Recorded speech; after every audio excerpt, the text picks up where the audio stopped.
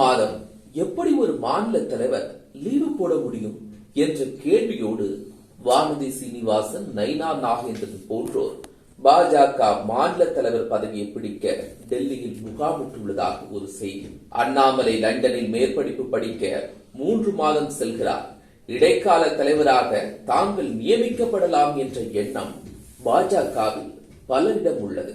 யார் தலைவராக வருவார் என்கிற எதிர்பார்ப்பு சூடுபிடித்திருக்கும் வேளையில் அண்ணாமலையே ஒர்க் ஃப்ரம் ஹோம் செய்வேன், அதாவது லண்டனிலிருந்தே தமிழ்நாட்டு அரசியலை நடத்துவேன் என அண்ணாமலை தெரிவித்திருக்கிறார். லண்டனுக்கு அண்ணாமலை செல்வது இந்த நேரத்தில் உகந்ததல்ல என அண்ணாமலையின் நெருங்கிய வட்டாரங்கள் சொன்ன பிறகும் it is not safe to travel to the UK என அண்ணாமலையின் தளபதி அமர் பிரசாத் ரெட்டி போன்றோர் சமூக வலைதளத்தில் நேரடியாக எச்சரித்தும் நான் லண்டனில் இருந்து இயங்குவேன் என அண்ணாமலை உறுதியளித்திருக்கிறார். நைனா நாகேந்திரன், வானதி சீனிவாசனுக்கு டெல்லி தலைமை நோ சொல்லிவிட்ட இந்த நேரத்தில் அண்ணாமலையே தொடருவார் என்றும் சொல்லப்படுகிறது. இது ஒரு பக்கம் இருக்கட்டும்.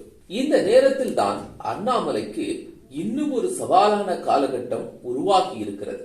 காவல்துறைக்கு சிம்ம சொப்பனாக இருந்த பல தாதாக்களுக்கு தண்ணி காட்டிய ஆம்ஸ்ட்ராங் ஜூலை 5ஆம் தேதி வீட்டின் அருகில் வெட்டி துண்டாடப்பட்டார். இந்த படுகொலையில் கொலையாளிகளை பிடிக்க காவல்துறை விரைந்த நேரத்தில் 6 பேர் அண்ணாநகர் காவல் நிலையத்தில் சரண்டர் ஆகினர். இவர்கள்தான் கொலையாளிகளா, இவர்களை இயக்கியது யார் என விசாரணை கேள்விகளை துவங்கியது காவல்துறை. இதில் பல உண்மைகள் உடைய ஆரம்பித்தது. இந்த கொலை வழக்கில் முக்கிய குற்றவாளி ஆற்காடு சுரேஷின் தம்பி பொன்னை பாலு, அவனது கூட்டாளி ராமு இவர்களிடம் விசாரித்த போது இதற்கு பண உதவி செய்தவர்களின் பெயர்களை அவர்கள் காவல்துறையிடம் புட்டு வைத்தனர். இதுதான் ஆம்ஸ்ட்ராங் கொலை வழக்கில் அடுத்த கட்ட நகர்வுக்கு காவல்துறையினருக்கு துருப்புச் சீட்டாக அமைந்தது.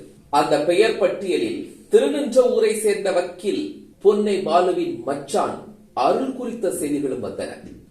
கூட்டாளிகளுடன் சேர்ந்து ஆம்ஸ்ட்ராங்கை எந்த நரம்பில் வெட்டினால் அதிக ரத்தம் வெளியேறும் என்பது போன்று ஆலோசித்து வெட்டி சாய்த்திருக்கிறார்கள் ஆம்ஸ்ட்ராங்கை.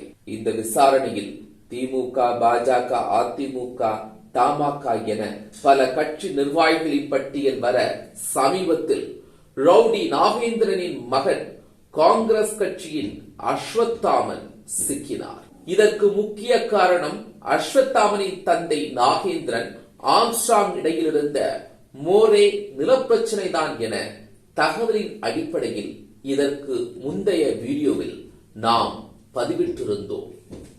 இந்த வழக்கில் அடுத்த கட்ட நகர்வாக ஒரு முக்கிய புள்ளி சிக்க இருக்கிறார்.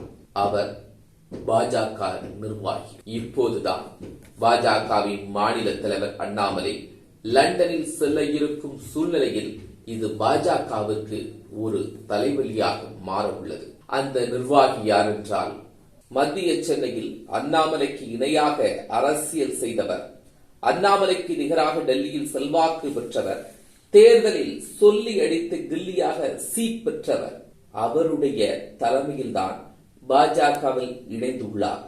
ஆம்ஸ்ட்ராங் வழக்கில் சம்பந்தப்பட்ட அந்த முக்கிய புள்ளி. ஆம்ஸ்ட்ராங் வழக்கில் சிக்கியிருக்கும் அந்த பாஜக புள்ளி தமிழ்நாட்டில் மிகவும் பிரபலமான ஒரு நடிகரின் பெயரை கொண்டவர்.